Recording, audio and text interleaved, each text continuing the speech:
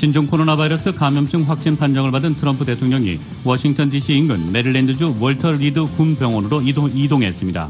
트럼프 대통령은 매우 잘 지내고 있다며 신종 코로나 바이러스 감염증 확진 판정 이후 자신의 근황을 전했습니다. 트럼프 대통령 부부가 코로나19 양성 판정을 받으면서 접촉자 추적에 나선 백악관은 추가 감염 우려에 비상이 걸렸습니다. 한 달 앞으로 다가온 대선 일정은 물론 트럼프 행정부의 대내외 정책에도 여파가 미칠 것으로 보입니다. 트럼프 대통령의 신종 코로나 바이러스 감염증 감염 경로가 정확히 밝혀지지 않은 가운데 전파자 역할을 했을 수 있다는 우려가 나오고 있습니다. 트럼프 대통령의 신종 코로나 바이러스 감염증 확진이라는 비상 상황에도 미 공화당은 후임 연방대법관 인준 전쟁을 강행할 것으로 보입니다. 지난달 29일 트럼프 대통령과 첫 TV 토론을 벌였던 조 바이든 민주당 대선 후보는 코로나19 검사에서 음성 판정을 받았습니다. 트럼프 대통령 부부가 코로나19 확진 사실을 알리자 세계 주요 정상들은 한 목소리로 빠른 쾌유를 기원했습니다. 또한 북한의 김정은 국무위원장도 이례적으로 성명을 발표하고 트럼프 대통령의 쾌유를 빌었습니다. LA 소방국에 따르면 라카냐다 플린트리치 지역에서 발생한 화재가 인근 잡초 더미로 옮겨붙으면서 주변 주택들을 위협하고 있다고 밝혔습니다. 오늘 오전 유카이파 지역의 사과 농장에서 역사상 가장 큰 화재가 발생했습니다. 아직까지 화재로 인한 피해는 보고되지 않았습니다. 오늘 새벽 1시 20분경 LA 한인타운의 윌튼 애비뉴와 오가에서 뺑소니 사고가 발생해 30대 여성 1명이 숨졌습니다. 연방항소법원이 트럼프 행정부의 인구 센서스 현장 조사 조기 종료를 금지하는 예비 가처분 명령을 내렸습니다. 대형 그로서리 체인인 알버스는 오늘 성명을 통해 알버슨 일부 지역에서 가정용 코로나19 테스트 킷을 판매할 계획이라고 밝혔습니다. 뉴욕 증시에서 주요 지수는 트럼프 대통령의 신종 코로나 바이러스 감염증 확진 여파로 하락했습니다. 다만 신규 부양책에 대한 기대로 낙폭은 제한됐습니다. LA 지역 내일도 맑고 덥겠습니다. LA 지역의 내일 낮 최고 기온 92도, 밤 최저 기온 65도입니다. 이상은 이 시간 주요 뉴스입니다. 이 시간 주요 뉴스는 공항에서부터 목적지까지 모바일 체크인과 첨단 공기순환 시스템을 통해 안전한 기내 환경과 여행을 제공하는 아시아나항공 제공입니다. 애청자 여러분 안녕하십니까? 조희정입니다. 안녕하십니까? 이균호입니다. 2020년 10월 2일 금요일 라디오 서울 이브닝 뉴스 1부입니다.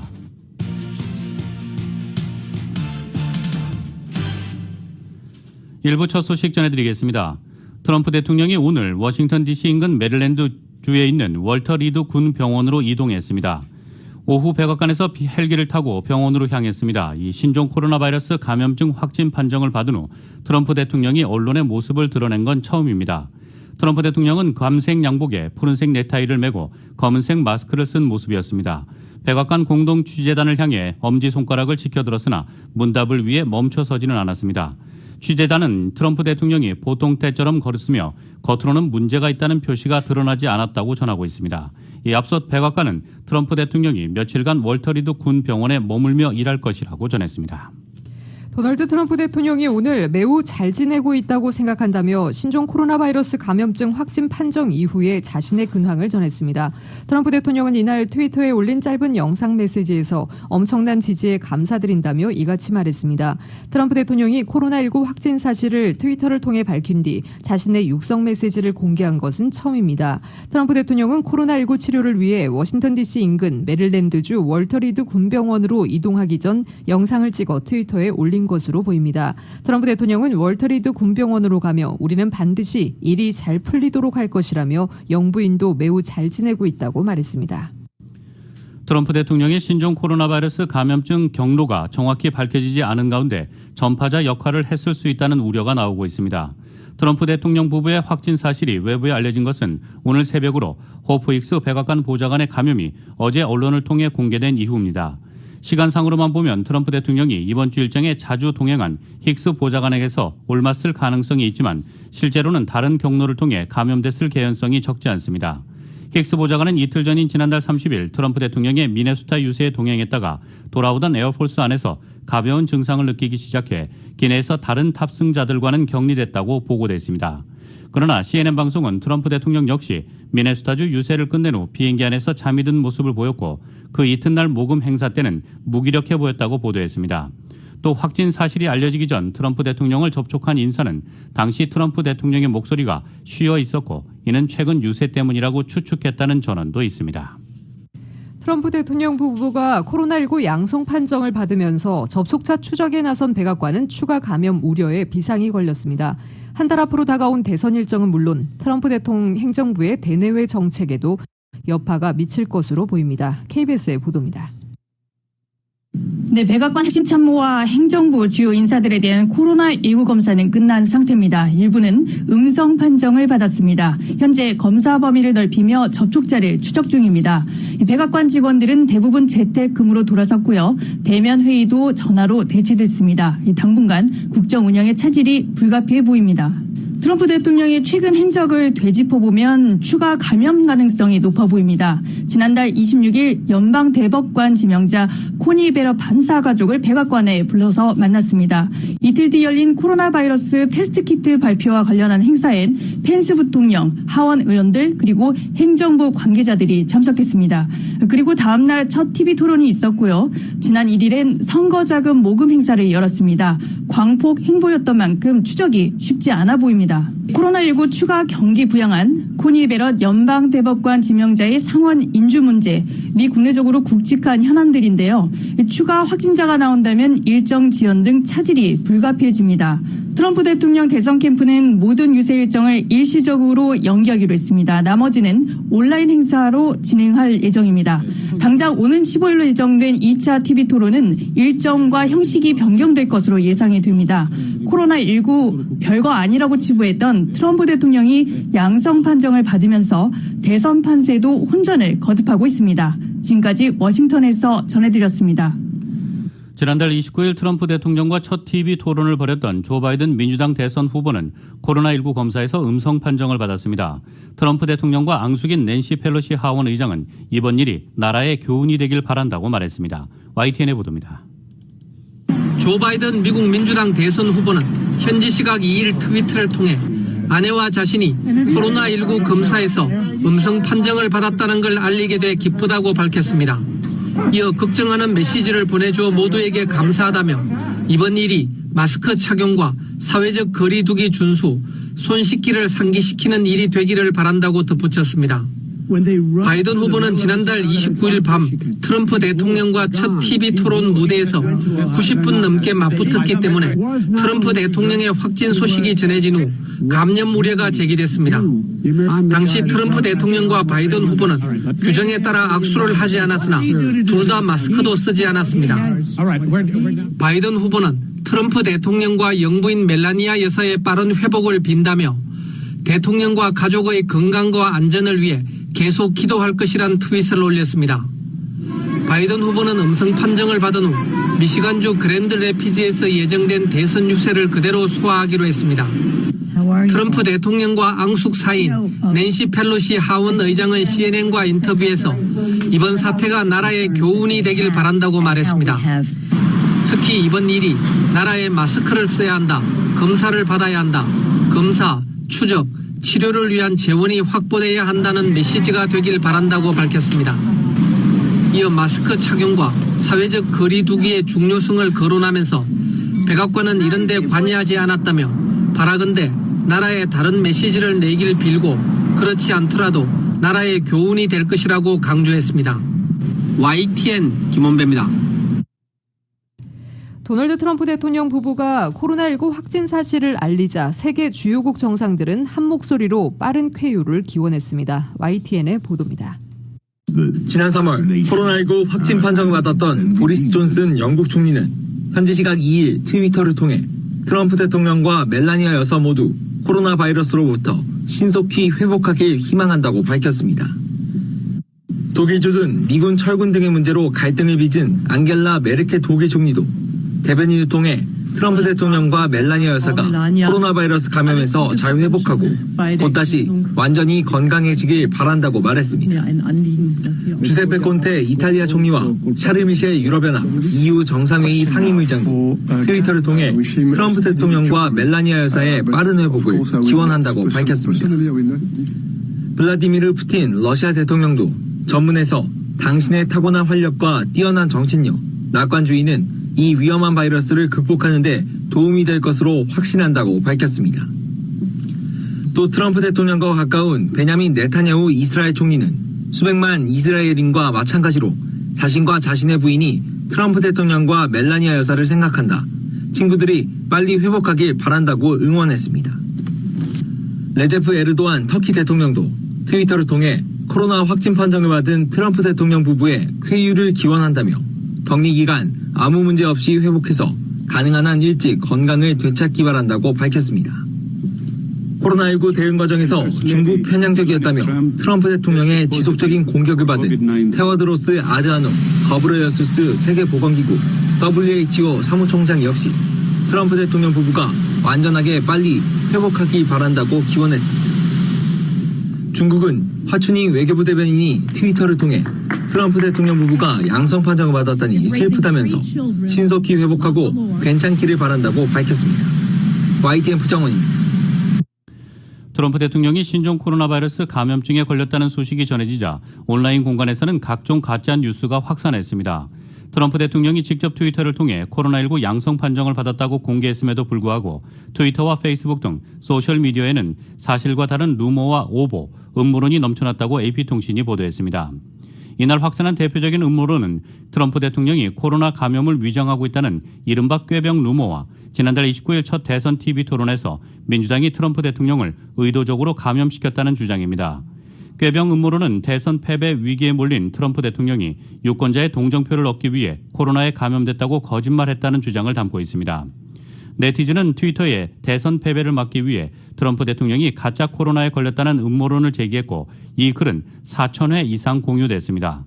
반면 트럼프 지지자들은 조 바이든 민주당 대선 후보가 최근 유세에서 기침했던 영상을 공유하며 바이든 후보가 1차 TV 토론에서 트럼프 대통령을 감염시켰다는 가짜 뉴스를 퍼날랐습니다. 온라인 가짜 뉴스를 추적하는 빈 사이트는 오늘 오전 3만 건의 음모론 글이 트위터에서 공유됐다고 밝혔습니다. 조 바이든 민주당 대선 후보는 오늘 마스크 착용이 터프가이가 되느냐의 문제가 아니라면서 자신과 주변을 위해 꼭 써야 한다고 강조했습니다.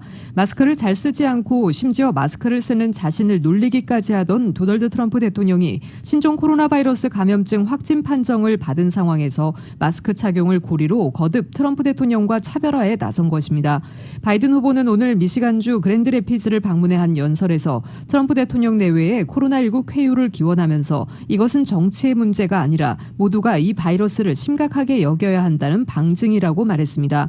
그는 코로나19는 자동으로 사라지지 않으며 우리는 우리의 몫을 해야 한다면서 과학을 따르고 전문가의 말을 듣고 손을 씻고 사회적 거리두기를 하고 마스크를 쓰는 것이라고 덧붙였습니다. 바이든 후보는 이날 마스크를 쓴 채로 연설을 하며 마스크 착용의 중요성을 부각하기도 했습니다. 트럼프 대통령의 신종 코로나 바이러스 감염증 확진이라는 비상 상황에서도 공화당은 후임 연방 대법관 인준 전쟁을 강행할 태세입니다. 트럼프 대통령 역시 확진 와중에 인준 결정을 챙겼다고 합니다. 민주당은 인준 일정을 연기해야 한다고 맞서고 있습니다. 로이터에 따르면 공화당 미치 매코넬 상원 원내대표는 인터뷰에서 에이미 코니 베럿 연방 대법관 지명자 인준과 관련해 우리는 전진해야 한다고 본다고 말했습니다. 트럼프 대통령의 확진 상황과 별도로 11월 대선 전 베럿 지명자의 인준을 계속 추진하겠다는 것입니다. 매코넬 대표는 트럼프 대통령과 전화통화를 하고 베럿 지명자의 인준 문제를 논의하기도 했습니다. 트럼프 대통령은 이날 최측근인 린지 그레이엄 상원 법사위원장과도 통화했는데 베럿 지명자 인준과 관련한 질문부터 했다고 그레이엄 위원장 참모가 밝혔습니다. 대선 전 인준 강행에 반대해온 민주당은 트럼프 대통령에 이어 공화당 마이클 리 상원 의원이 코로나19 양성 판정을 받은 걸 문제 삼으며 인준 일정을 늦춰야 한다고 주장했습니다. 리 의원은 법사위 소속으로 백악관을 다녀온 후 확진 판정을 받았다면서 10일간 격리하겠다고 밝힌 바 있습니다.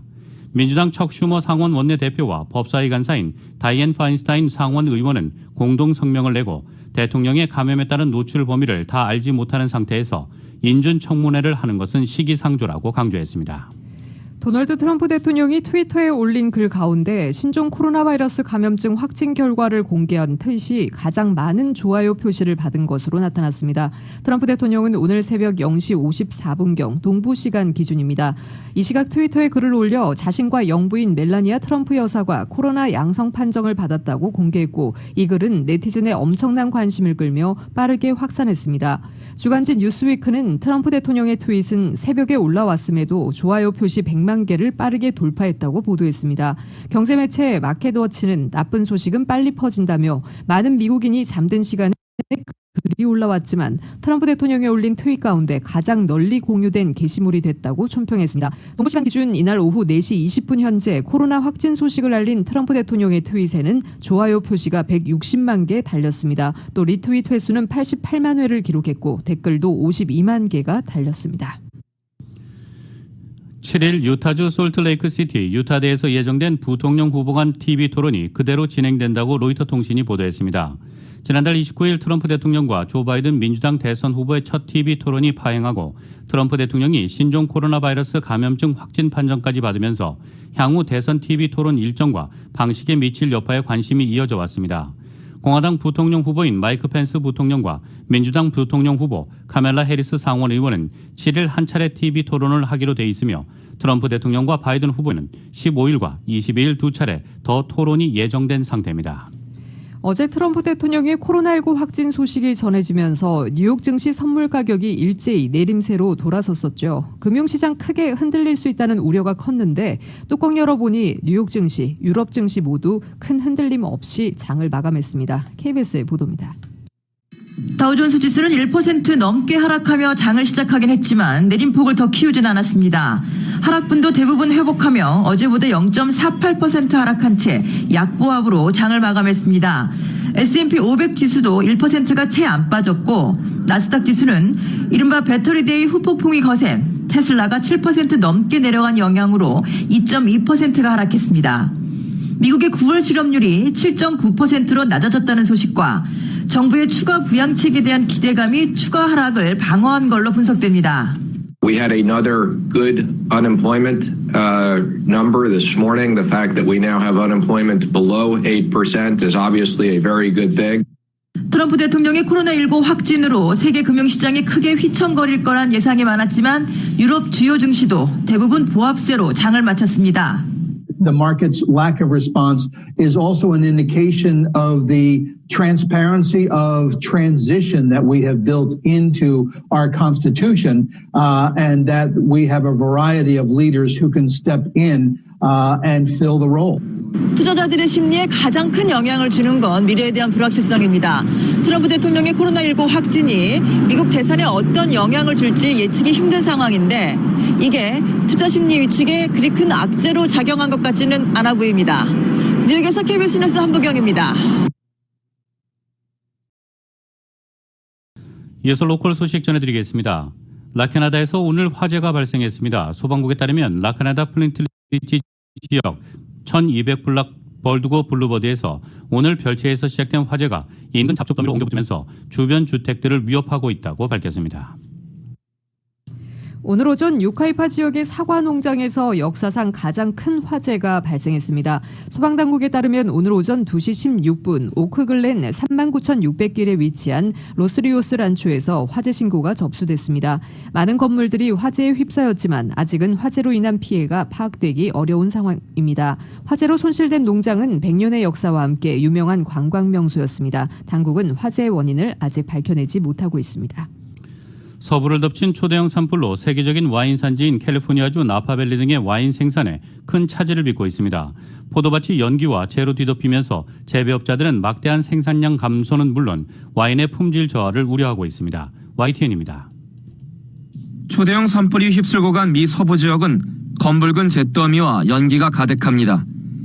지금까지 피해 지역만도 서울 면적의 30배가 넘습니다. 산불로 인한 짙은 스모그가 햇볕을 차단하고 강풍을 타고 재가 날아오면서 미 서부의 와인 양조장 피해도 눈덩이처럼 불어나고 있습니다. You know, I've been here growing wine grapes for over 38 years, and I have never experienced or seen anything like this. 섬세한 피노누아 와인으로 유명한 오리건주의 한 포도원도 극심한 스모그에 시달리고 있습니다. 포도가 얼마나 손상됐는지 가늠할 수 없어 포도밭을 통째로 버려야 할지 고민이 커집니다. I'm skeptical at this point that it's going to get to bottle. Just the density of the smoke that we've had these past 2 weeks has been astonishing. 이 양조장의 올해 예상 수확량은 5톤가량, 지난해 5분의 1 수준에 그칠 것으로 우려됩니다. 나파밸리의 다른 와인 양조장도 사정은 마찬가지입니다. 더 큰 문제는 포도가 장기간 스모그에 노출돼 와인 맛이 나빠질 가능성입니다. 양조장에 평판이 달려 있어 와인 생산을 주저하게 합니다. And then your resulting wines can taste and smell overly ashy or smoky, and obviously that's not a character most people want in their wine. 산불 피해가 큰 캘리포니아와 오리건, 워싱턴주의 와인 생산량은 미국 전체의 90%를 차지합니다. 미중 무역 갈등과 코로나19 확산으로 가뜩이나 수요가 급감해 어려움을 겪고 있는 가운데 최악의 산불 피해까지 겹쳐 위기 상황에 몰리고 있습니다. YTN 이교준입니다. 한인타운에서 뺑소니 사고가 발생해 여성 1명이 숨지는 사고가 발생했습니다. 한미은행의 올 추석 송금 액수와 송금 건수가 작년에 비해 모두 늘었습니다. 로컬 뉴스 임준현 기자가 전합니다. 2일 새벽 1시 20분경 LA 한인타운의 윌튼 애비뉴와 오가에서 뺑소니 사고가 발생해 30대 여성 1명이 숨졌습니다. 경찰이 현장에 도착했을 당시 뺑소니 차에 치인 여성은 숨져 있던 것으로 드러났습니다. 숨진 여성의 신원은 밝혀지지 않았으며 33살의 LA 주민으로만 드러났습니다. LAPD에 따르면 검은색 집 그랜트 체로키 차량이 윌튼과 오가에서 북쪽 방면으로 달리던 중 피해 여성을 미처 보지 못하고 치고 달아난 것으로 보인다고 전했습니다. 피해 여성은 자신의 차량을 길에 주차한 후에 차 밖으로 나오다 치인 것으로 추정됩니다. LAPD는 사건 경위를 수사 중이며 목격자들의 제보를 당부했습니다. 제보는 전화 213-473-0234로 하면 됩니다. 올 추석 한미은행을 통한 미주 한인들의 송금 건수와 송금 액수가 모두 늘었습니다. 한미은행이 공개한 올 추석 송금 집계에 따르면 송금 건수 2,350건, 송금 액수 480만 5,206달러를 기록했습니다. 이는 지난해 송금 건수 2,049건, 송금 액수 369만여 달러에 비해 모두 늘어난 것이며 특히 송금 액수면에서 100만 달러 이상 늘어난 것입니다. 앞으로 코로나 바이러스 감염 테스트를 간단히 집에서 할 수 있게 됐습니다. 대형 그로서리 체인점인 알버스는 2일 성명을 통해 알버슨 일부 지점에서 가정용 코로나19 테스트 킷을 판매할 계획이라고 밝혔습니다. 알버슨에 따르면 검사 결과는 통상적으로 72시간 이내에 알 수 있게 됩니다. 코로나19 팬데믹 동안 원격 진료로 알려진 화상 서비스에 대한 이용률이 늘어나고 있는 가운데 휴메나 의료보험이 남은 한 해 동안 1차 진료와 원격 진료에 대해 비용 분담금을 면제해줍니다. 주민들은 코로나 팬데믹 속에 자신에게 맞는 안전한 의료 서비스를 선택할 수 있는데 방문 진료를 선택한 경우 의료시설에서는 코로나19 전염 위험을 줄이기 위해 진료실 소독과 사회적 거리두기, 직원들의 개인보호 장비 착용 등이 실시되고 있어 환자들은 안심하고 병원을 찾을 수 있습니다. 의사 방문이 필수가 아닌 경우 또는 비응급 상황에서는 원격 진료를 택할 수 있는데 이때 전화 예약을 통해 네트워크 소속 의사와 상담할 수 있으며 진료 전에 환자들은 복용하는 약의 모든 정보와 이용하는 약국 정보를 준비하고 상처난 발진 등을 디지털 사진으로 촬영해 놓도록 권고됩니다. 관련 문의는 휴메나 캘리포니아 전화 424-246-4834번으로 문의하면 됩니다. 라디오 서울 뉴스 임준현입니다. 어제 한인타운 한복판에서 다량의 마약과 위조 여권, 수천 달러의 현금, 화기를 소지한 용의자가 체포됐습니다. 산타모니카 경찰은 어제 타운 내 오가와 베렌도 지점에서 수색을 벌여 윌리엄 제임스 라드포드를 체포했습니다. LA에 거주하는 용의자 라드포드는 산타모니카에서 마약 거래를 해온 혐의입니다. 경찰은 어제 타운에서 벌인 수색에서 펜다닐과 헤로인, 처방약, 여러 개의 여권과 훔친 운전면허증, 샷건과 핸드폰 등 수정의 무기, 수만 달러의 현금을 압류했습니다. 라드포드는 마약과 무기 소지, 작물 소지 혐의 등으로 체포됐습니다. 연방항소법원이 트럼프 행정부의 인구 센서스 현장 조사 조기 종료를 금지하는 예비 가처분 명령을 내렸습니다. 이번 판결은 지난달 24일 캘리포니아 북부 연방법원 루시고 판사의 센서스 현장 조사 1개월 연장 조치에 이어 나온 것으로 항소법원이 트럼프 행정부의 항고를 거부한 것이어서 트럼프 행정부의 센서스 조기 종료는 사실상 어렵게 됐습니다. LA타임스에 따르면 연방 제9순회 항소법원은 연방 센서스국이 미 전국의 거주자를 수를 조사하는 카운트를 중단하는 것은 센서스국의 본질적인 사명을 저해하는 것이라며 합의부 판사 3명 중 2대1로 트럼프 행정부의 항고를 기각하고 센서스 조기 종료를 금지하는 가처분 명령을 내렸습니다. 판결문에서 조니 롤린슨 판사는 인구조사의 중요성을 고려할 때 모든 국민들이 신뢰할 수 있는 방식으로 인구조사를 진행하는 것이 필수적으로 요구된다며 트럼프 행정부의 센서스 조기 중단 결정은 받아들일 수 없다고 지적했습니다. 다수 의견을 낸 롤린스 판사와 모건 크리스텐 판사는 각각 클린턴 행정부와 오바마 행정부 당시 항소법원 판사로 지명됐습니다. 당초 연방상무부는 코로나19 팬데믹 사태로 인해 지난 3월 한 달간 조사를 중단했고 현장 조사 직원을 제대로 채용할 수 없었다며 인구조사 보고서 제출 법적 마감일을 12월 31일에서 내년 4월 말까지 연장해 줄 것을 요청했었습니다. 이에 대해 연방하원은 보고서 제출 시한 연장을 승인했으나 공화당이 다수인 상원은 이를 승인하지 않았습니다. 오늘 새벽 1시 20분경 LA 한인타운의 윌튼 애비뉴와 오가에서 뺑소니 사고가 발생해 30대 여성 1명이 숨졌습니다. 경찰이 현장에 도착했을 당시 뺑소니에 차에 치인 여성은 숨져 있던 것으로 드러났습니다. 숨진 여성의 신원은 밝혀지지 않았으며 33살의 LA 주민으로만 드러났습니다. LAPD에 따르면 검은색 지프 그랜드 체로키 차량이 윌튼과 오가에서 북쪽 방면으로 달리던 중 피해 여성을 미처 보지 못하고 치고 달아난 것으로 보인다고 전했습니다.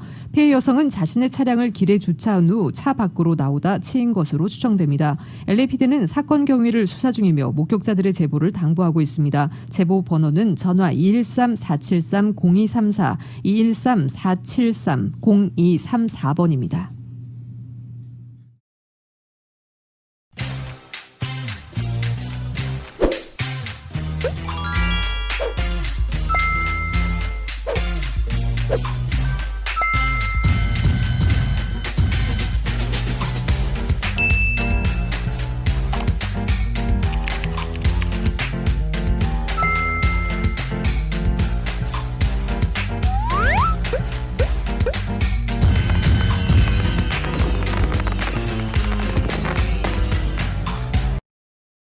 미주 한인사회 쇼핑 트렌드에 새로운 변화가 시작됩니다. 미주 한인들을 위한 아마존 스타일의 홈쇼핑이 탄생했습니다. 최신 트렌드에 맞는 발빠른 상품 업데이트로 언제든 최신 상품의 쇼핑이 가능하고 까다롭고 엄격한 제품 선정을 통해 최상의 품질을 보장합니다. 인터넷이 어렵다고요? 친절하고 전문적인 고객 서비스에서 상담부터 결제까지 도와드립니다. 로그인 필요 없이 복잡한 주문 프로세스를 모두 없앴습니다. 이제 한국 제품 미국 내 쇼핑은 한국 홈쇼핑이 최고입니다. 한국 소식 전해드리겠습니다. 이른바 드라이브트루 집회에 대해 민주당은 코로나 재확산을 차단하기 위해 불법 행위에 대해 무관용으로 엄정 대처해야 한다고 강조했습니다. 그러나 국민의힘은 당 차원에서 집회에 참여하지 않는다고 선을 그으면서도 국민 기본권에 관한 법원 판단은 존중해야 한다는 입장을 밝혔습니다. YTN의 보도입니다. 더불어민주당 이낙연 대표가 개천절 집회를 하루 앞두고 서울경찰청 기동본부를 찾았습니다. 명절도 없이 일하는 필수 인력을 격려하기 위한 방문이었다는 설명이지만 사실상 경찰의 집회 대응 태세를 점검하고 엄정한 대응을 당부하는 자리가 됐습니다. 이 대표는 합법이 아닌 어떤 집회도 허용돼서는 안 된다며 완벽하게 불법 행위를 차단해 국민에게 안정감을 줬으면 좋겠다고 강조했습니다. 다음은 이때의 집회를 어떻게 막을 것이냐가 코로나 대유행을 이런 선에서 차단할 수 있느냐 아니냐의 관건이 될 것입니다. 지난 광복절 집회로 상승세를 타던 지지율에 타격을 입었던 국민의힘도 개천절 집회를 예의주시하고 있습니다. 연휴 중에도 화상의원총회를 열어 대응 방안을 논의한 국민의힘은 당 차원에서 개천절 집회에 참여하지 않는다고 거듭 강조했습니다. 다만 법원이 집회를 조건부로 허용한 만큼 국민의 기본권에 관한 법원의 판단을 정부도 존중해야 한다고 당론을 모았습니다. 국민의힘은 개천절 드라이브스루 집회에 참여하지 않습니다. 정부 당국도 이 행정부문의 결정을 존중해야 할 것으로 생각합니다. 개천절 집회가 코로나 재확산의 기폭제가 된 광복절 집회와 같은 길을 가서는 안 된다는 데는 여야가 같은 입장입니다. 방역 방해 행위에는 무관용으로 대응하겠다는 민주당과 기본권을 침해하는 강경 대응이라는 국민의힘이 맞서는 가운데 개천절 집회 여파가 추후 전국 전반에 적지 않은 영향을 미칠 전망입니다. YTN 한연입니다. 코로나19가 사그라들 기미를 보이지 않는 가운데 전 세계 상당수 나라의 국회는 비대면 본회의 원격 표결을 받아들이고 있습니다. 하지만 한국 국회는 여당의 독주에 힘을 실어줄 수 있다는 제1야당의 반발에 막혀 도입 여부가 불투명한 상황입니다. YTN의 보도입니다. 코로나19의 확진자가 늘어날 때마다 가장 먼저 금지되는 것은 많은 사람이 모이는 일입니다. 이런 점에서 볼 때 국회는 코로나 방역에 취약할 수밖에 없습니다. 300명이나 되는 국회의원들이 한 자리에서 회의를 하고 보좌진과 정부 관계자들까지 함께 상임위원회를 열기 때문입니다. 원격회의 도입이 논의될 수밖에 없는 이유입니다. 더불어민주당은 비대면 회의, 나아가 원격 표결까지도 서둘러 시행하자는 입장입니다. 본회의장이 폐쇄됐다거나 의원회관이 폐쇄됐다거나 하는 일들을 계속 반복적으로 겪고 있기 때문에 원격 출석 또는 비대면 표결을 입법화하는 것이 어떠냐고 제안을 드렸더니 현재 국회법에 근거 규정이 없다는 점을 감안해 민주당 의원들은 잇따라 관련법 개정안 발의에도 나섰습니다. 국회 사무처는 이미 비대면 본회의를 열 기술적 준비를 마쳤고 상임위원회의 경우에는 국정감사 전까지 비대면 회의가 가능하도록 한다는 방침입니다. 총 16개 상임위 회의장에다 화상회의 시스템을 구축을 하는 건데요. 현재 이제 입찰 공고가 나가 있고요. 10월 정도까지 마무리가 될 거로 보고 있습니다. 관건은 야당인 국민의힘의 반발입니다. 원격회의, 원격 의결을 할 경우 헌법에 출석을 명문화한 조항과 상충될 수 있다는 겁니다. 여기에 온라인 방식이 공간적 제약을 없애 여당의 독주에 힘을 실어주게 될 것이라는 의심을 거두지 않고 있습니다. 하지만 이미 프랑스, 독일 등 상당수 선진국들은 원격회의를 받아들였고 700년 역사의 영국 의회, 유럽연합, 중국 등은 원격 표결까지도 허용하고 있습니다. Order.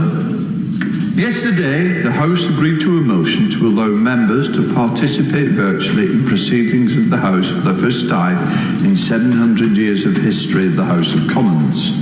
심지어 일부 국가에서는 만약의 사태를 대비해 의원 대리 투표까지 준비해놓은 상황. 원격 본회의가 거대 여당의 독단적 국회 운영을 더욱 부추길 것이라는 야당의 우려에 기후에 불과하다는 반론이 오가며 논의가 제자리 걸음을 하고 있는 가운데 국회가 어떤 운영의 묘를 찾을 수 있을지 관심입니다. YTN 김주영입니다. 김정은 북한 국무위원장은 올여름 이후 6번째로 수해 현장을 공개 방문하며 복귀를 독려했습니다. 이 2달여 동안 모습을 보이지 않던 동생 김여정 부부장이 함께 나타났는데 대남 관계에서 다시 적극적인 역할에 나설지 주목되고 있습니다. 계속해서 YTN입니다. 김정은 북한 국무위원장이 강원도 김학군 수해 복구 현장을 찾았습니다.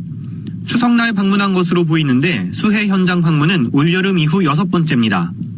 김 위원장은 수해를 입은 주택 1000여 세대의 복구가 88%가량 완료됐다는 보고를 받고 놀라운 성과라며 치하했습니다.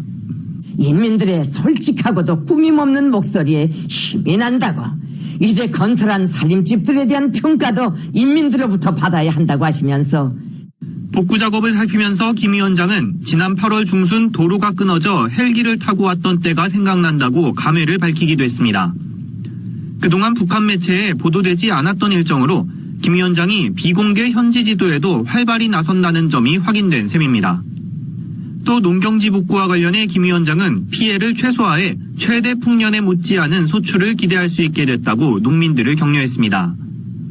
오는 10일 당 창건 75주년을 앞두고 수해 복구 성과를 내세우며 주민들을 결속하려는 것으로 풀이됩니다. 김 위원장의 이번 현지 지도에는 동생인 김여정 노동당 제1부부장도 함께했습니다. 대남 사업을 총괄하는 김 부부장이 공개 활동에 나선 건 2달여 만입니다. 김여정 제1부부장이 현지 주도에 공식적으로 동행한 것은 문재인 대통령의 공동조사 제안에 대한 화답을 비롯한 향후 대남 문제에 적극 개입하겠다는 의도가 담긴 것으로 분석합니다. 다만 김 위원장이 사과를 하면서도 해상 경계 규정과 방역 수칙을 내세운 만큼 구체적으로 어떤 입장을 취할지 고심할 것으로 보입니다. YTN 김도원입니다.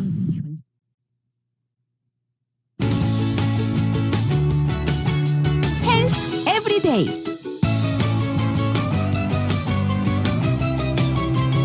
오렌지나 사과 등 과일이나 브로콜리, 양파 등 채소, 그리고 각종 차와 같은 식품에는 플라보노이드가 풍부합니다. 플라보노이드는 식물에 들어있는 색소 화합물로 과일, 채소 등에서 적색, 청색, 그리고 황색을 나타내는 주요 성분입니다. 이런 플라보노이드와 관련해 이 성분이 풍부한 식품을 자주 먹는 사람들은 암이나 심장질환으로 사망할 위험이 적다는 연구 결과가 나왔습니다. 호주 에디스코안 대학교 연구팀은 덴마크인 5만 3천여 명의 23년에 걸친 식단 데이터를 분석한 결과 평소 플라보노이드를 충분히 섭취한 사람들은 암이나 심장질환으로 사망할 확률이 낮은 것으로 나타났습니다. 적절한 양은 하루 500mg 정도로 다양한 음식과 음료를 통해 섭취하는 것이 중요했습니다. 예를 들어 똑같이 플라보노이드 500mg이라 하더라도 한 가지 음식에서 얻기보다는 차 한 잔, 사과 하나, 오렌지 하나씩으로 여러 식품을 섞어 먹음으로써 얻는 쪽이 바람직했습니다. 플라보노이드 효과는 담배를 피우거나 술을 마시는 사람들에게 특히 큰 것으로 밝혀졌습니다. 술과 담배는 염증을 키우고 혈관 손상을 일으킵니다. 연구팀은 플라보노이드가 가진 항염증 효과, 혈관 기능 개선 효과가 담배를 피우거나 술을 마시는 사람들에게 긍정적인 영향을 미치는 것으로 추정했습니다.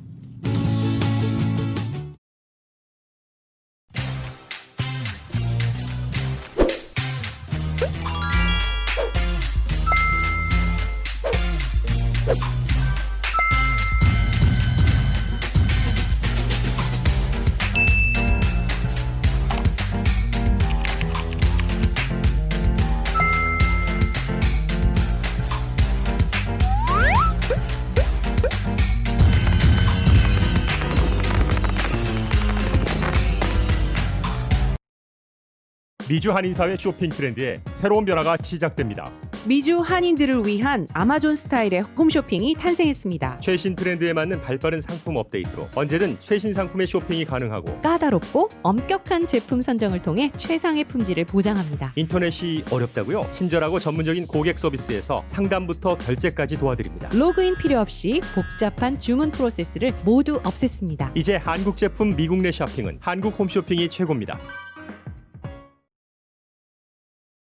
뉴욕 증시에서 주요 지수는 도널드 트럼프 대통령의 신종 코로나 바이러스 감염증 확진 여파로 하락했습니다. 다만 신규 부양책에 대한 기대로 낙폭은 제한됐습니다. 오늘 뉴욕 증권거래소에서 다우지수는 전장보다 134.09포인트, 0.48% 하락한 27,682.81에 거래를 마쳤습니다. S&P 500 지수는 전장보다 32.38포인트, 0.96% 내린 3,348.42에 기술주 중심의 나스닥 지수는 251.49포인트, 2.22% 하락한 11,075.02에 장을 마감했습니다. 다우지수는 이번 주 1.87% 올랐습니다. S&P 500 지수는 1.51% 상승했고 나스닥은 1.48% 올랐습니다. 시장은 트럼프 대통령의 코로나19 확진 충격과 고용 등 주요 경제 지표, 미국 부양책 협상 상황 등을 주시했습니다. 이날 업종별로는 기술주가 2.55% 하락했고 커뮤니케이션도 1.99% 내리는 등 기술기업 주가 낙폭이 컸습니다. 반면 산업주는 1.09% 올랐습니다. 뉴욕 증시 전문가들은 트럼프 대통령의 확진으로 전국의 불확실성이 더욱 커졌다고 우려했습니다.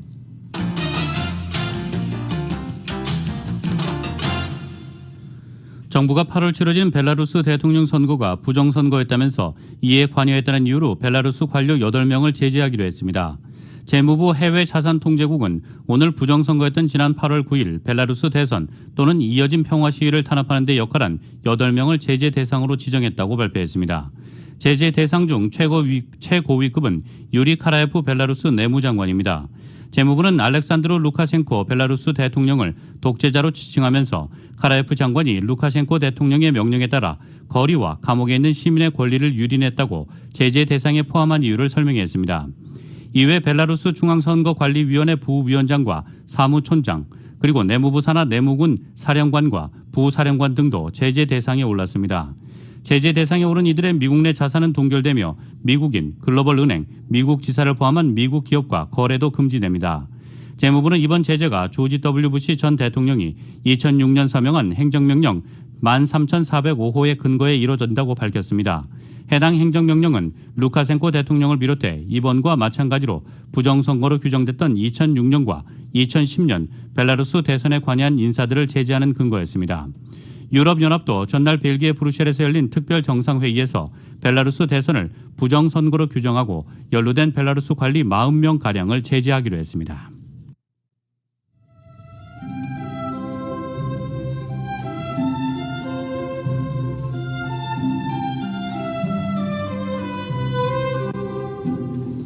(10월 2일) 금요일 오늘 밤과 주말 날씨입니다. 토요일인 내일 오늘보다 낮 기온 4, 5도가량 더 떨어지면서 폭염의 기세는 한풀 꺾이지만 여전히 예년 기온을 웃돌겠습니다. 일요일부터는 LA 다운타운의 낮 기온이 90도를 조금 밑돌기 시작하겠고 다음 주 수요일부터 예년 기온을 밑도는 날씨 보일 것으로 기상청은 전망하고 있습니다.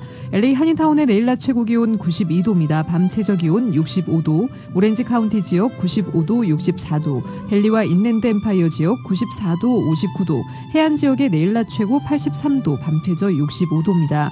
LA 지역의 오늘 밤 최저 기온 66도입니다. 한국은 오늘 전국 곳곳에 가을비가 오겠습니다. 비가 내리면서 낮에도 서늘하겠습니다. 서울의 오늘 낮 최고 기온 화씨 74도, 밤 최저 기온 화씨 58도입니다. 이상으로 2020년 10월 2일 금요일 라디오 서울 이브닝 뉴스 1부, 2부 마칩니다. 지금까지 진행의 이균호, 조희정이었습니다. 행복한 주말 보내시기 바랍니다. 고맙습니다.